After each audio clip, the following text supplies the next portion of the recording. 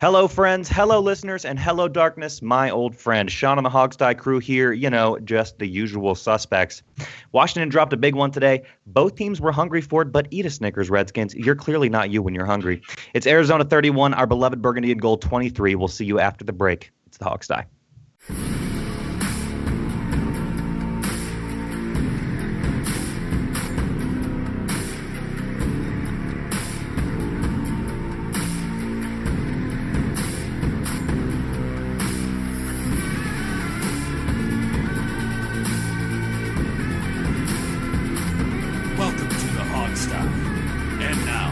Here's your host, Sean Conti.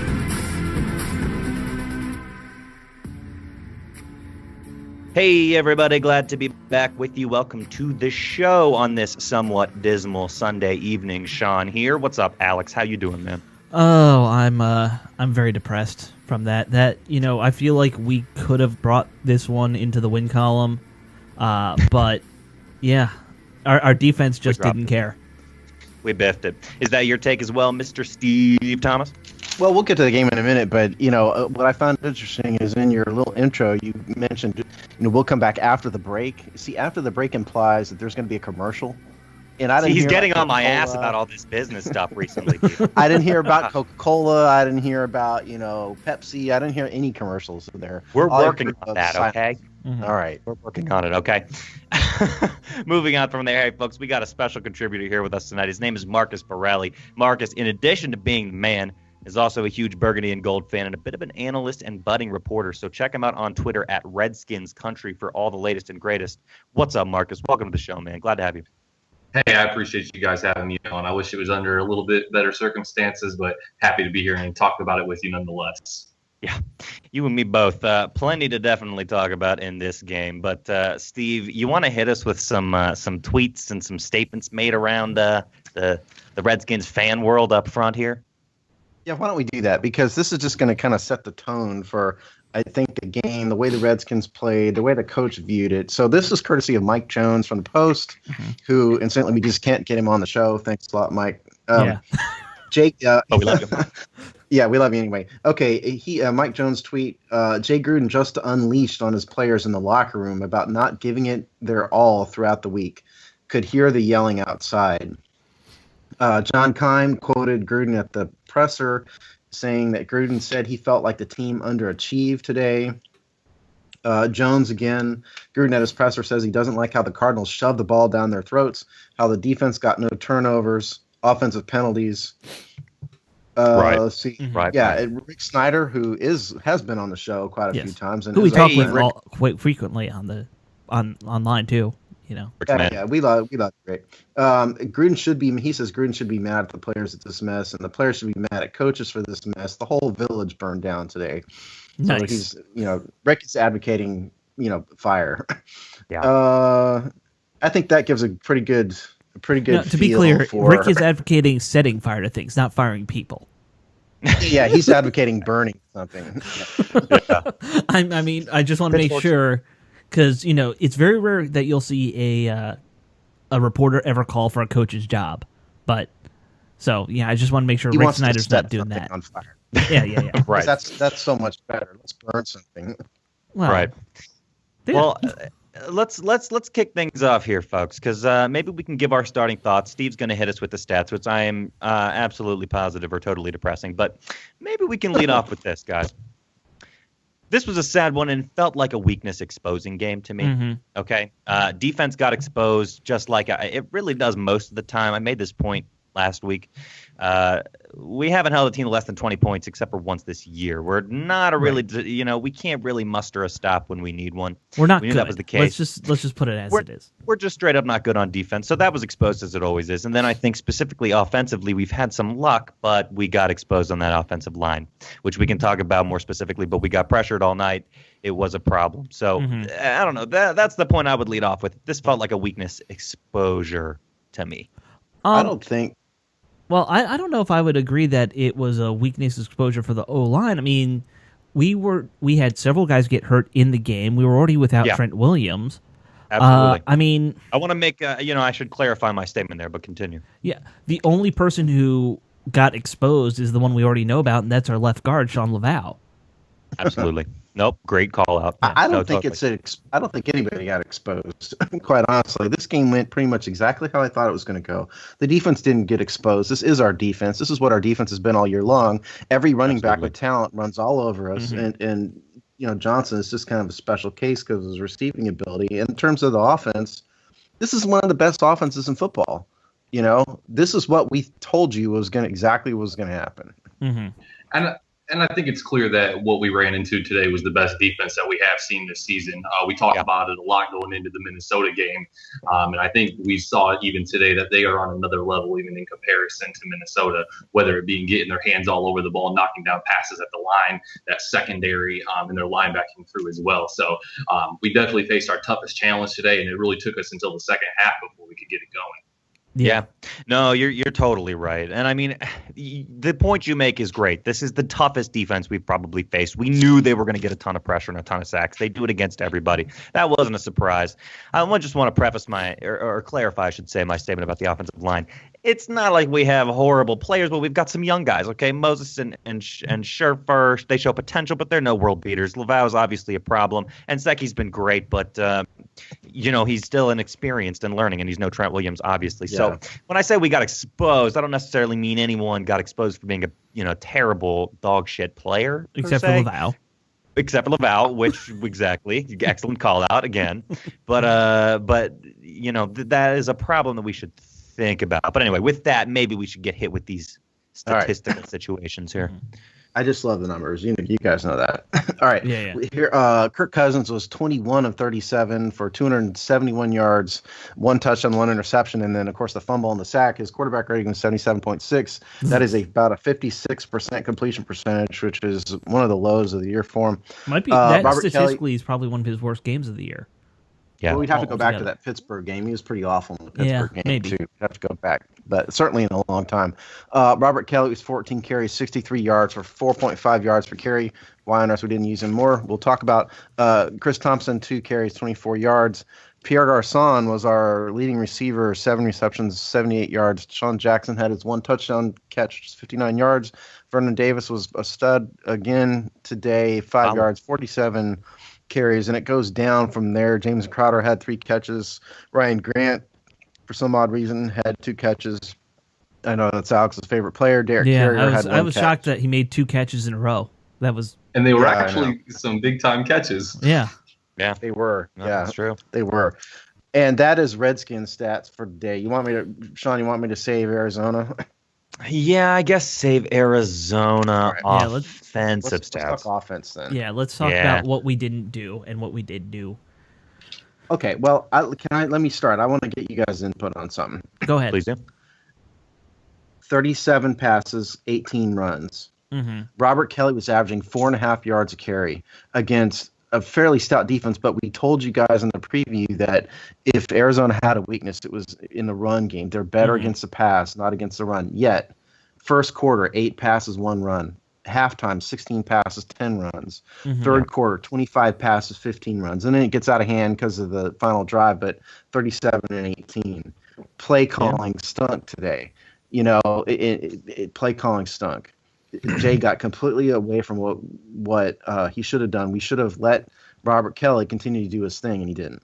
What do you guys think? Well, my biggest thing that I noticed with the run game is we were in shotgun almost all game long. We were running out of shotgun a lot, which is something I'm never a fan of, even though it was very effective this game.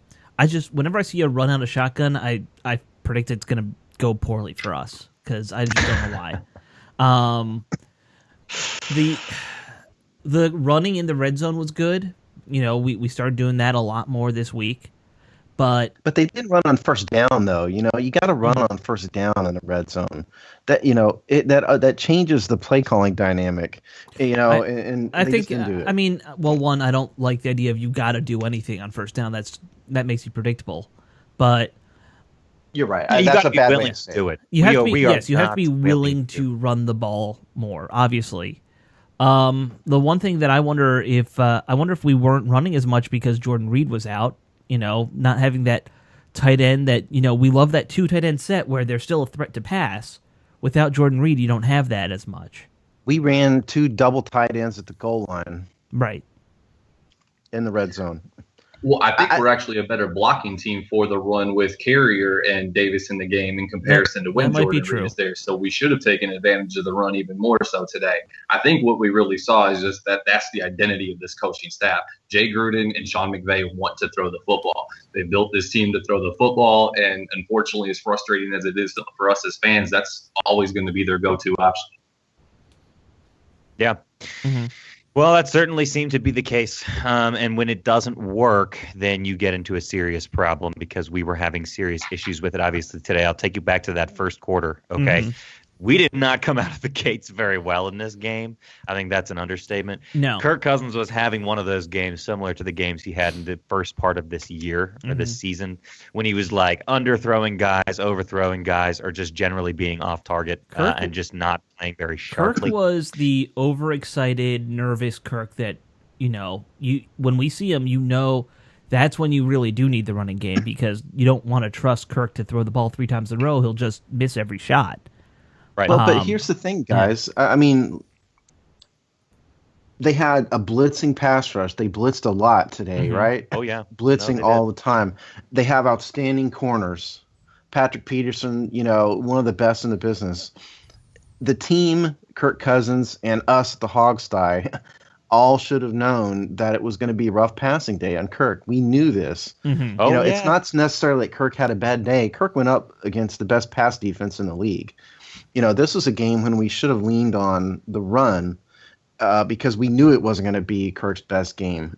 I don't even really blame him too much. They were in his face all day. He was on the ground all day. Mm-hmm. Yeah, he threw some bad passes. They were bringing an insane amount of pressure. They were going 8, 9 in the box. It felt how many safety blitzes did we see from that right side safety? Oh yeah, Cardinals right side. He blitzed 2 or 3 times, and he got there every time. Who was that? Swearinger? Yeah, is that who? Swearinger in the last 2 plays of the offense's game, he blitzed. And the worst part is that they showed the blitz. Mm-hmm. Yeah, they did. And we still couldn't stop. They stunted off of between Inseki and Laval several times, and got pressure up the middle as a result of it. Yeah, I really criticize the coaching staff in this game, and far be it from me to agree or disagree with the effort that Jay Gruden was talking about, but he needs to look in the mirror of this game for sure. Yeah. One stat that should have been very telling to us coming into today was that Arizona has not given up a 300-yard passing game this entire season. So as much as Kirk threw the ball, put the ball in the air 37 times, he was still only able to get to 271. So it's just a phenomenal defense that we were going against, especially in the secondary. Yep.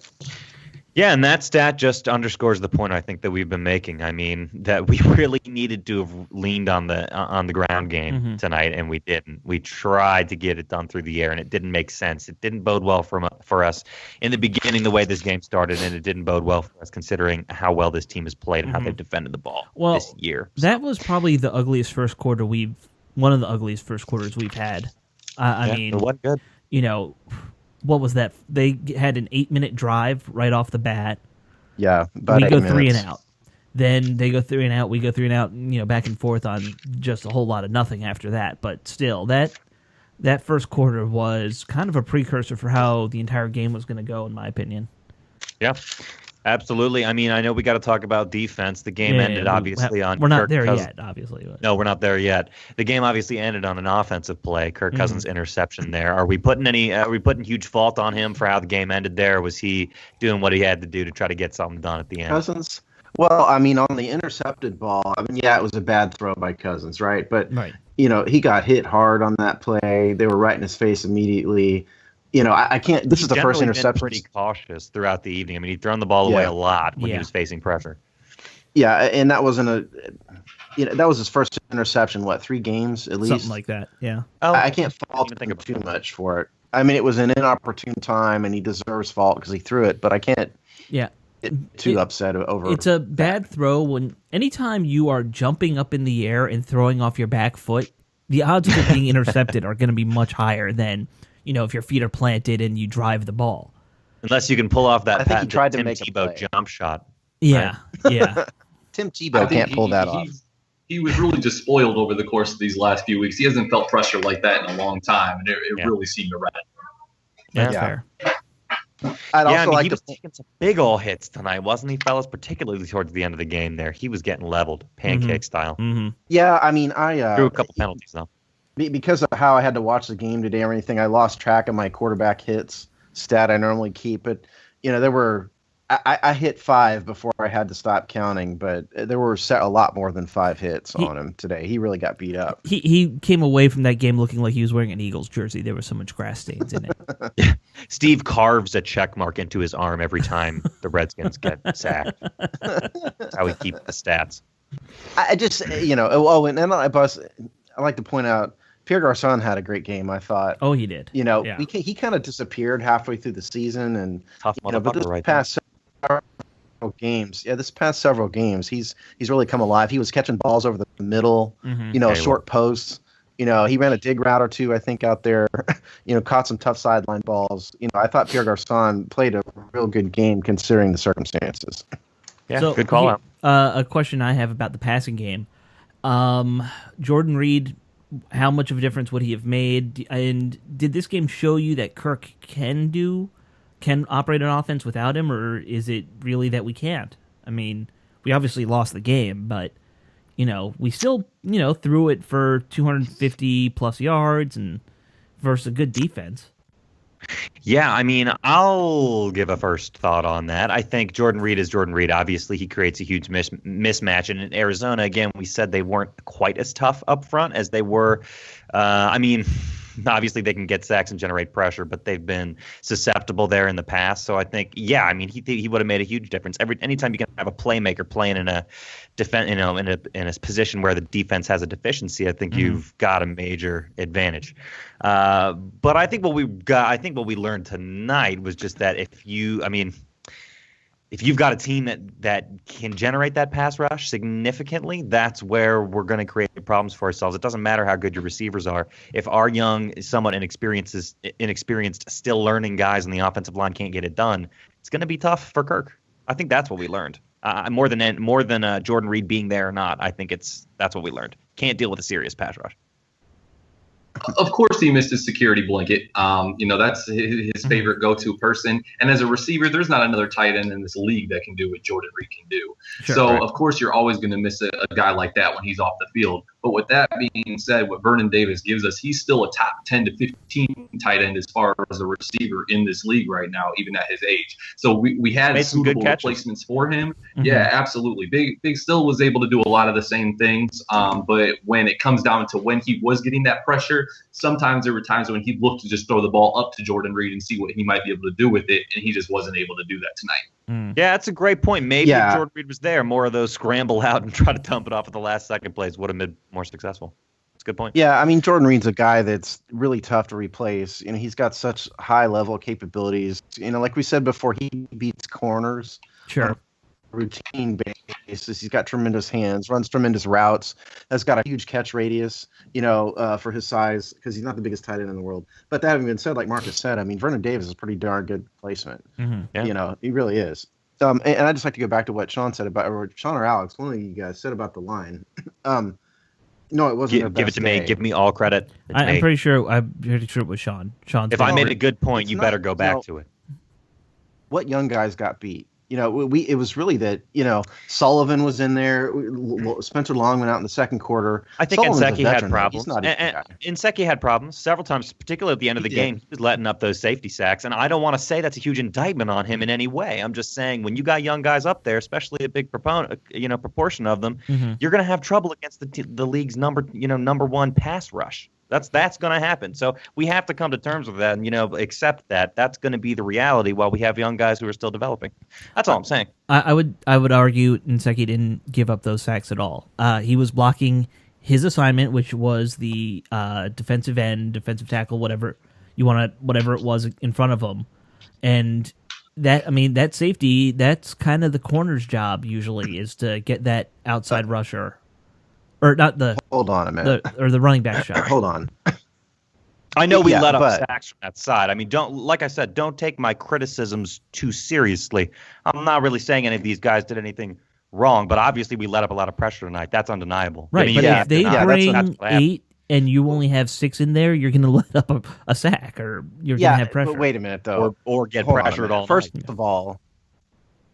of all, we saw the safety blitz in the first half. Mhm. You'd think we could make some adjustments at halftime to cover that. Number one. Number two, if the safety is the outside guy, I would argue that the left tackle needs to come off his block, slide to the outside to at least chip the safety before the running back comes. Well, then exactly. the defensive That's end what is they going were to saying come in didn't and happen. hit the quarterback even faster. What, Alex? It's all situational. I think can hear what you said, Alex. I said I'm then sorry. the defensive end would have gotten to Kirk even faster. It's Yeah, all but you got to situational. slide. All hypothetical. These are pros, man. I mean, this is how you slide off your block, come outside. You can't let the outside rusher go free right to the quarterback. And the left tackle needs to slide off. The safety wasn't even trying to hide it. He came up in a clear blitz. That's what I'm saying, man. Clear showing blitz every single time. The Redskins, I do blame the coaching staff for not pointing that out. I blame Nsekhe for not picking that up. Particularly if he knows there's not a tight end, out to his left. That's on him, in my opinion. No, I agree. We got we're not going to exposed. answer that. We got exposed there. That's that. How can you deny when we got pressured? The way that we did consistently throughout the game. That's what at least. I mean, what was your guys'? Yeah. What was your guys' impression of Sullivan when he came in the game? I thought he did okay. I mean, it was hard for me to focus on Sullivan given my watching situation this week, today. But I didn't think that Sullivan was doing a whole lot worse than Spencer Long, put it that way. And we did have some running lanes, in there. Rob Kelly had his opportunities. I didn't think it was a huge drop off to Sullivan, in my opinion. Because I personally didn't at all. And I think that if Spencer Long is ready to go for next week, that, depending on what they choose to do with the Trent Williams-Nsekhe situation, which is going to obviously a big issue, that may be an option for us to slide Sullivan over to that left guard spot if Spencer Long is ready to come back and play center. And he's in the concussion protocol. We'll see. Yeah, that's a good point. He is.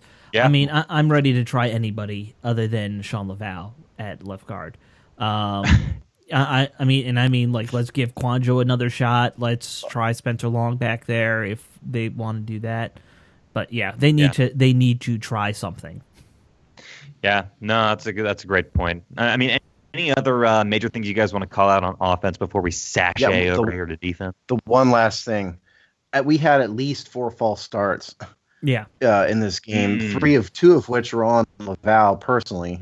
There you go. So that goes to, and granted it was really noisy, but 4 false starts by the offensive line in one game is ridiculous. Including back-to-back false starts in the first drive. Back-to-back. Yeah. Yep. Ridiculous. Yep. All right, well, on that somewhat depressing note, let's move on over here to the defensive side of the old ball here. Hey, Sean, I just moved on over positive. the defense, and I somehow got 15 yards.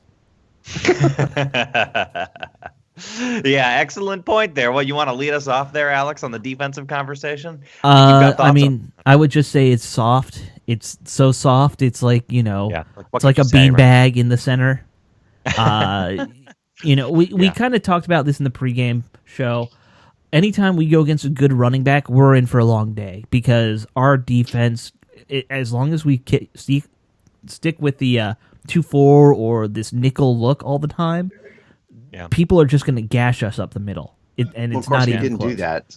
We didn't stick to that today. No, though. I know That's we a sad thing. did use a little more 3-4 looks using Murphy as a linebacker, which... Well, it was 4-3. I'm sorry. We used a lot of 4-3. 4-3, yeah. Here's the numbers. Let's get them over with. Carson Palmer was 30 of 46, 300 yards, 3 touchdowns, a quarterback rating of 105.3. David Johnson, the aforementioned David Johnson, 18 carries, 84 yards, 4.7 yards per carry. Andre Ellington had 5 carries for only 5 yards. Receiving, Larry Fitzgerald led the way with 10 receptions for 78 yards. Johnson himself had 9 receptions for 91 yards. And so that is specifically in the pregame show. We said, look out for Larry Fitz. We didn't do it. Sorry, go ahead. Yeah, and so from a yards from scrimmage perspective, that is 175 yards from scrimmage for David Johnson. Jermaine Gresham had 5 catches, 42 yards. J.J. Nelson had 1 catch, 42 yards. That was somewhat damaging to the game. Yeah, I want to talk about that. That's about it. Yeah, well, why don't you start there? Okay, I want to talk about that throw to Nelson. Okay, this is a throw that went into triple coverage, right? Kind of a miracle throw by him.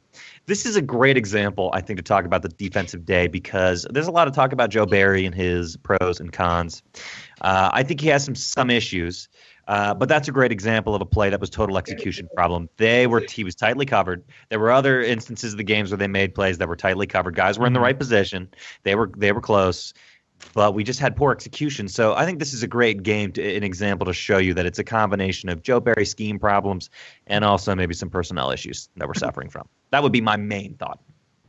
And going back to Alex's point, I mean, these athletic running backs that we're running into are just absolutely killing our linebackers.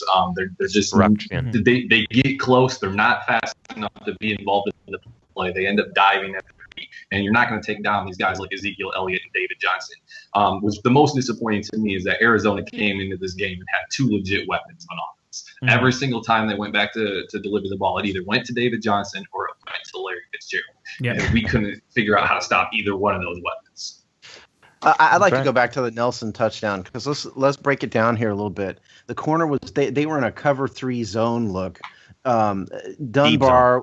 Deep zone. Dunbar was the corner. Iheanacho was the deep safety. And what happened was, and the analysts on TV broke this down a little bit. Dunbar took an outside tact on it, and because the corner kind of has to pick right at the beginning. Dunbar moved to the outside to take away the outside run, and the pattern was a deep post. It was like a deep, skinny post, right? And because Dunbar was slightly outside, that left the middle of the field open, and Iheanacho had slid just a little bit to the right side of the field, and Floyd just flat out ran right past Dunbar. And that's to fine. the inside, but when he caught the ball, they were right on his ass. Yeah, but they really weren't though. I mean, come on. He was about 2 yards ahead of both those guys. Iheanacho was late coming over because he had gone the wrong way. This is like a play like Sean Taylor went down to the ground wearing a Redskins blanket, man. Like Sean Taylor would have made that play because he had more speed and all that. Iheanacho is just limited athletically. And so that's a case where people can. I heard after that on Twitter and everything, let's fire Joe Barry, blah blah blah. Guess what, folks? That was on the corner. And that was on the safety. And I think that you and I that's what we're agreeing on here. Totally. Yeah. I mean, listen, not a fair. I don't think anyone would say we have the personnel. I'm just saying the scheme and the personnel don't fit each other. It's a lot easier at this point to adjust your scheme to fit your personnel than it is to find the right players for these last few games. Because, I mean, I'll be honest. I don't think Joe Barry's coming back next year. I think the odds are that Jay's probably seen the writing on the wall there. So, what scheme would be better for the players, though? What scheme? What defensive coordinator could turn this bunch of mediocre talent into a respectable defense? Well, what could you do with them?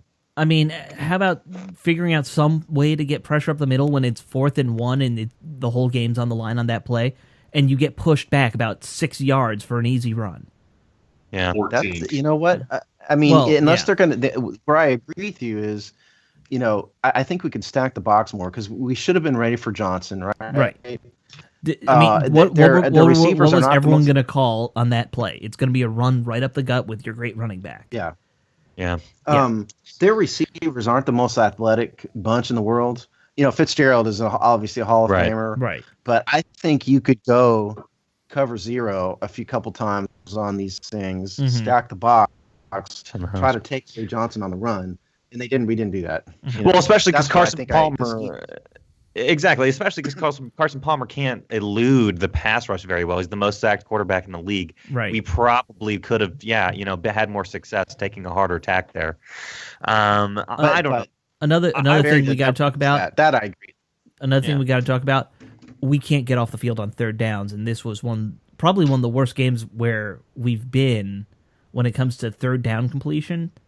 I mean, we had them in 3rd and long at least 6 times, I feel like, and they converted with no problem. No, sure. Yeah, 10 for 16 on third downs Arizona was today, with 4 of them being at 3rd and 8 or longer.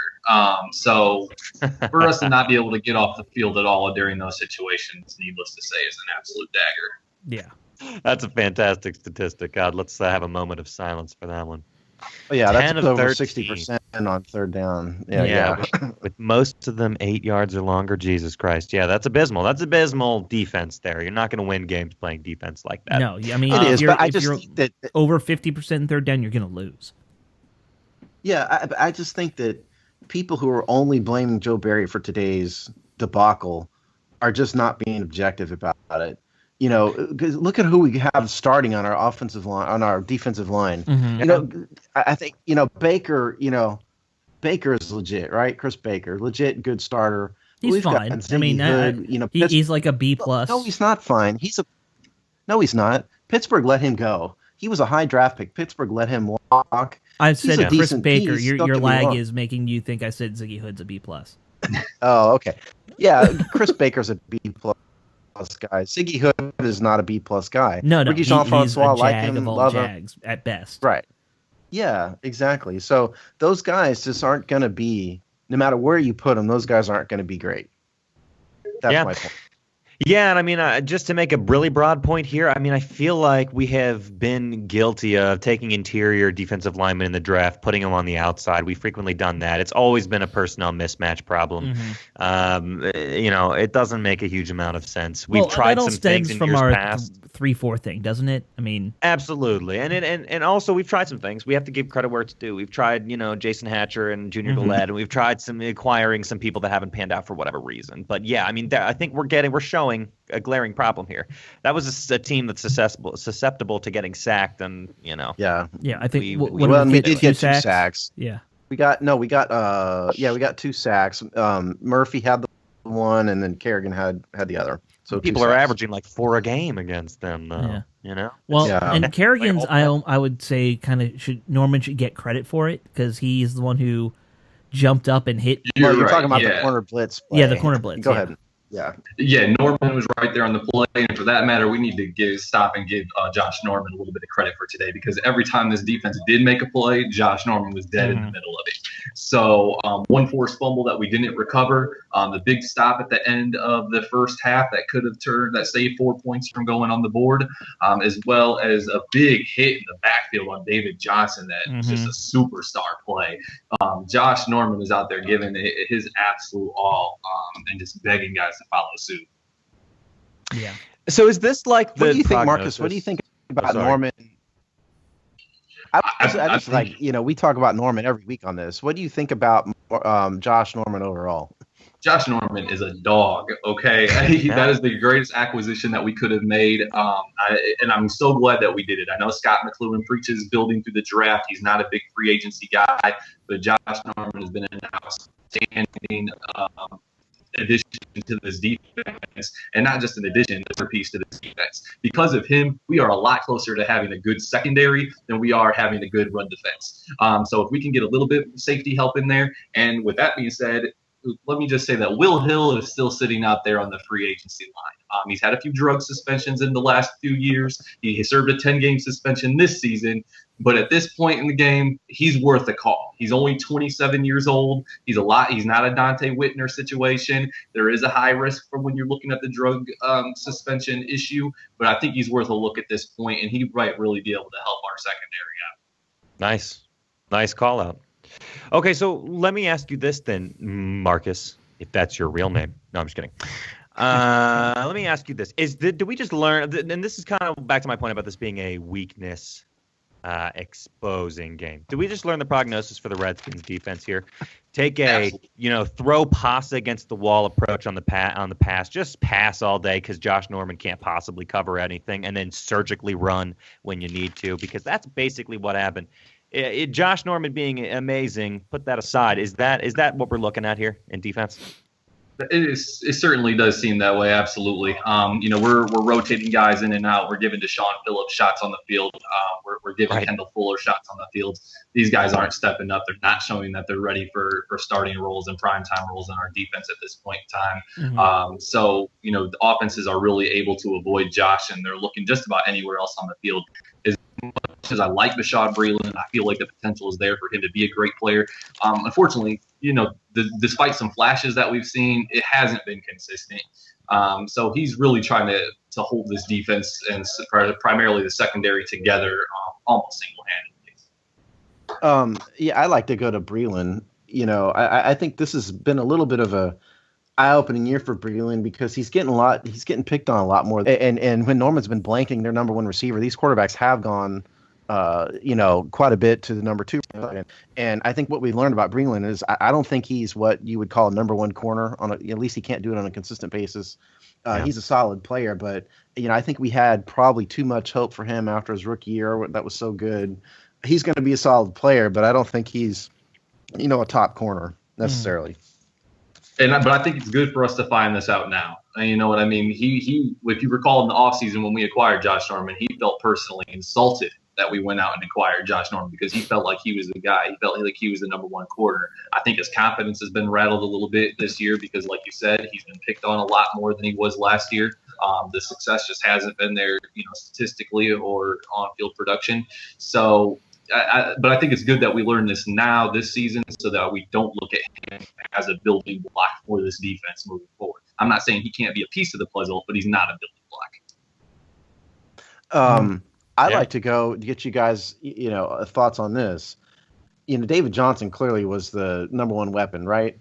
Obviously, we see that based on the yards that he gained. I thought the team had a decent plan against him. They did try to focus on him. Sua Cravens, followed him around a little bit, made some good plays on him. It was like with Johnson, they knew what to do, and they just couldn't stop him. We actually held him to less than he's been held all year, believe it or not. Well, I mean, he did have 175 yards of scrimmage, so that's not really holding him. I mean, he averaged 4.7 yards a carry. He just didn't get a lot of carries. More than anything. I mean, he was just. I think it's a fair point, but how do you cover a guy like that? I mean, Cravens is probably the best option, right? I mean, he's a speedy. Strong safety, so he's got the size that matches up well, and he probably, he was at least close to matching him speed-wise. Here's how you beat a strong running back, okay? How you beat a strong running back is you have a defensive line who can get off the blocks. That's how you really beat it. We know we don't have that. Yeah, and this is against a tough offensive line. You just described the one thing we don't have. Yeah, right. If only we had the one thing we don't have. So can I ask you guys this? I know that Steve's going to go crazy if we talk about draft talk, but let's just throw it out there to say, is anybody here not going defensive line or linebacker? I'm not, because from what I've seen, most of the defensive linemen will probably be, I don't think this is the right draft for it. Not in the first round. But would you say, let me rephrase my question. Is the season over? No, but just go with me here. Let me rephrase my question, Alex. Is that what you would acknowledge as our biggest point of need? Oh, yeah. Okay. Gotcha. Yeah, Does anybody else? I think. Does everyone agree with that? Yeah. Yeah, I don't see how you argue that point at this point in time. Beautiful. We can see we can all find togetherness. All I'll say is clearly. I don't know about, it's not to the point where I've looked at any names, but clearly we need to go interior defensive line and linebacker. Compton and Foster, nice pieces, good stories, but they're limited athletically. Mm-hmm. They're really limited athletically, and we need a stud inside linebacker, which that's not on the roster. Although, right if from what I've seen, if a stud safety is there when we're picking, I wouldn't mind that either. Free safety, someone who can actually take that job on for a change. It would be hard to say no. Yeah. And basically anything in the middle edge of the field on defense. No corners, but everything else. Yeah, that's a fair, very accurate way to describe our problem, our defensive problem. Just the middle. Before we do game balls, do we have any injury news to talk about in this game or ongoing situations here? the big one was Spencer Long. He's in the concussion protocol, as we said before. So we'll see what happens with him. Ty Secchi was banged up. Will Blackman was banged up. Kirk Cousins' jersey was banged up. I think that's going to need medical attention after all. Yes, it was. So, yeah. Relatively unscathed injury-wise. I'm just happy Trent Williams is coming back next week. Nice. I mean, we're hurting on the O-line. We had guys playing for the last few weeks, like Moses, who probably needed a week off. Right. So, it'll be nice to have our best player back, and maybe we can start resting guys here and there if they need it, because we didn't. We had no backup plan. No, we certainly don't. Offensive tackle. No, we certainly don't. It is a problem. Well, on that dour note, but totally factual point, should we do some game balls? Do we have the energy to muster to do game balls after this demoralizing loss? It's our job. We have to. It's our job. Okay. All right. Well, start it off. I know that it's kind of a rough day to be able to choose a person in particular, but I'm going to go with Pierre Garçon today.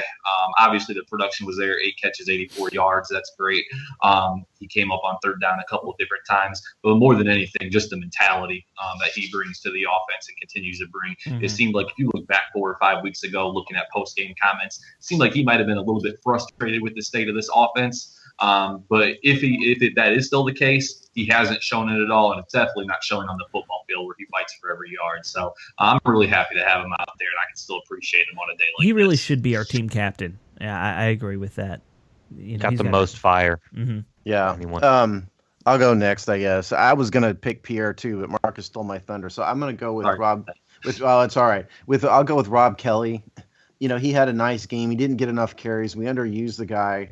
He didn't get nearly enough carries today, but he had a nice game, averaged 4.5 yards a pop, ran hard, had some quality plate runs in there. So in absence of giving it to Pierre again, I'll go with Rob Kelly. Nice. I mean, it was such a disappointing week. I'm going to go defensively Josh Norman, since I think he had 1 or 2 really amazing plays. Nice. I liked the idea of bringing him on blitzes. They need to do that more, I think, going forward. Yeah, there you go. You guys made a big mistake in saving me for last. I don't know what to say here, but this because we picked every one that you were gonna. The only good, yeah, pretty much. Yeah. And I have to give it to a Redskin. You're saying? Yes, you do. Okay. Vernon Davis. Vernon Davis. Okay. Vernon Davis for playing decently well in Jordan Reed's absence. He was no game changer. I think obviously Pierre deserves it, as Steve also noted, but trying to branch out here and do something different. This wasn't a great game for Crowder. Wish I could give it to him. He had the one touchdown. I mean, he had the touchdown. I thought you might give it to Ryan Grant just for not being terrible. For not being terrible? 2 catches for 20 yards? Yeah, he was a slugger tonight. Just about doubling his yardage total for the year. Yeah, it's impressive. Real quick, speaking of Crowder, on the very last interception of the game, what did it look like to you guys? It looked like there was clearly a miscommunication between Crowder and Cousins. Does that look like the route was ran wrong, or was Kirk just rattled and threw it inaccurately? I looked at that play, and I hear what you're saying, because the ball was very inaccurate. It was thrown in a place that Crowder just wasn't. But he was running his ass off. Yeah, I put that really on Kirk. Yeah, me too. Because the guy, the defensive blitzer was in his face, and I don't necessarily think it was a miscommunication. I thought that was just a bad effort in the face of a lot just of a rattled quarterback. That was a spray and pray. Right? It could have also just as easily been he threw it a second earlier than he should have. I mean, given because he had to. Yeah, because he had to, of course. But I'm sure they'll talk about it at some point. Somebody will ask him. Right.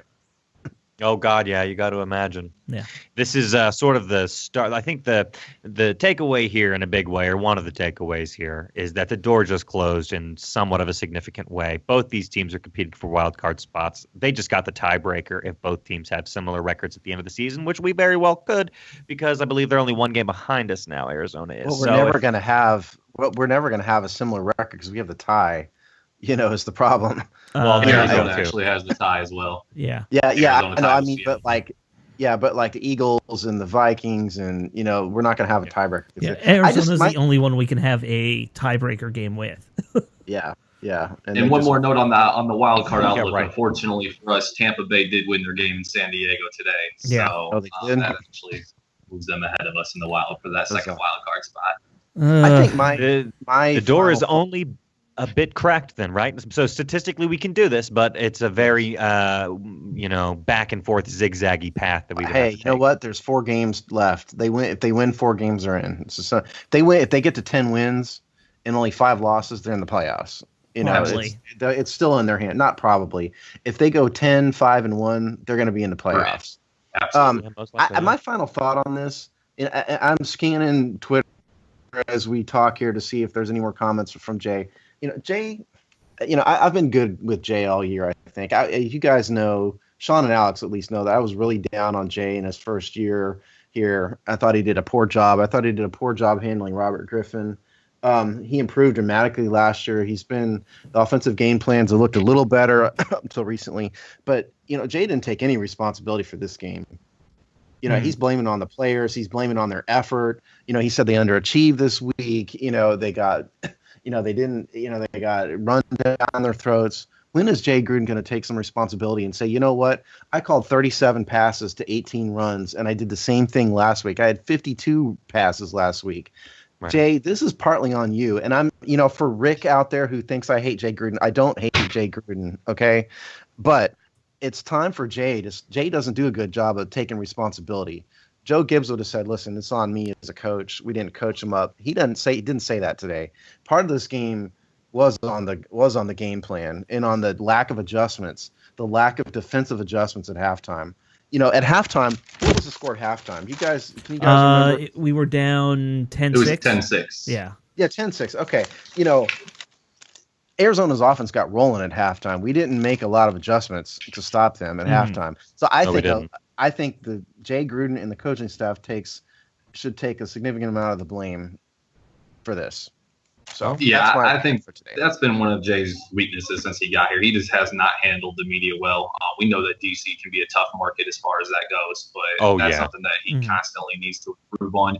And I think he needs to take more ownership over the defense. You're the head coach of this football team. You don't just get to talk about the offense. Right. You're over this whole thing. So I think that's that definitely is a weakness that a lot of coaches tend to have early in their careers is and you look at Rex Ryan on the flip side, a defensive-minded coach who doesn't take any responsibility for what his offense does. These coaches who come up and they're like, well, I'm this side of the ball guy. They'll act like that for a good long time. Yeah, and some of them never Rex go out of it, Ryan's- like Mike Shanahan. Rex Ryan's offense, though, it does have an identity, and it is Rex's identity. That is the top rushing offense in the league. Yeah, and that's. But I'm just saying, he, if in a loss, he tends to fire his offensive coordinators pretty often. Sean is scolding us via text here to shut up about Rex Ryan, so because it's a Redskins show, so we'll stop. It's a fair comment, right? We'll let you guys go, you listeners at home. Thanks for being with us. We know this was a tough one. We got a couple games left. The season's not over. The door's still slightly open and the light's still on, so don't give up. There's hope yet. Maybe, somewhat, kind of. That light's flickering. And thanks to Marcus. light's Thanks to flickering. Marcus for joining us today. Yeah, no. Thank you very much, Thank you Marcus. so much. No, thank you guys for having me on. I appreciate it. And anybody listening out there, feel free to check me out on Twitter at Redskin Country. Absolutely. At Redskins Country, check him out. We'll have him back. This was the Hogside. We'll see you next time. By the way, check in. We've got a game recap coming up, written content on our website, hogside.com. Go to the blog. Joel Corey. We got Joel Corey on Wednesday, too. We also have Mr. Joel Corey.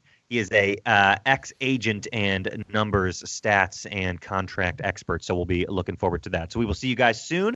Next time on the Hogsty. You have a great night.